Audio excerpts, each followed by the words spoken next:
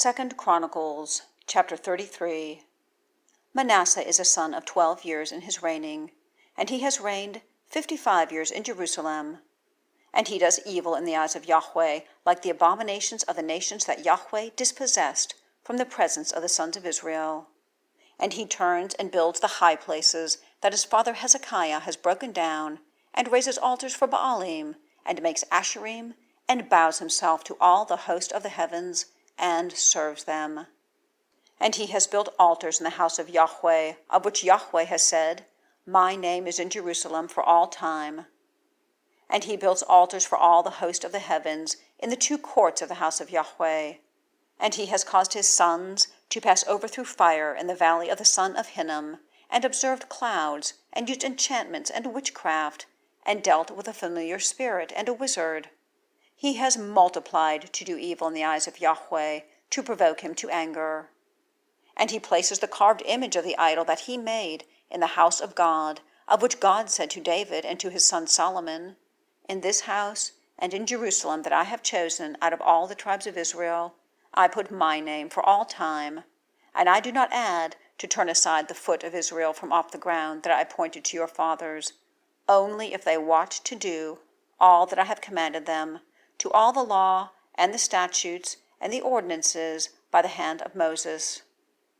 And Manasseh causes Judah and the inhabitants of Jerusalem to err, to do evil above the nations that Yahweh destroyed from the presence of the sons of Israel. And Yahweh speaks to Manasseh and to his people, and they have not attended. And Yahweh brings in against them the heads of the host that the king of Asshur has. And they capture Manasseh among the thickets, and bind him with bronze chains, and cause him to go to Babylon. And when he is in distress, he has appeased the face of his God Yahweh, and is exceedingly humbled before the God of his fathers, and prays to him. And he accepts his plea, and hears his supplication, and brings him back to Jerusalem, to his kingdom. And Manasseh knows that he, Yahweh, is God. And after this he has built an outer wall for the city of David, on the west of Gihon, in the valley, and at the entering in at the fish gate. And it has gone around to the tower, and he makes it exceedingly high, and he puts heads of the force in all the cities of the bulwarks in Judah. And he turns aside the gods of the stranger and the idol out of the house of Yahweh, and all the altars that he had built on the mountain of the house of Yahweh and in Jerusalem, and cast them to the outside of the city. And he builds the altar of Yahweh, and sacrifices on it sacrifices of peace offerings and thank offering, and commands Judah to serve Yahweh, God of Israel. But still the people are sacrificing in high places, only to their God Yahweh.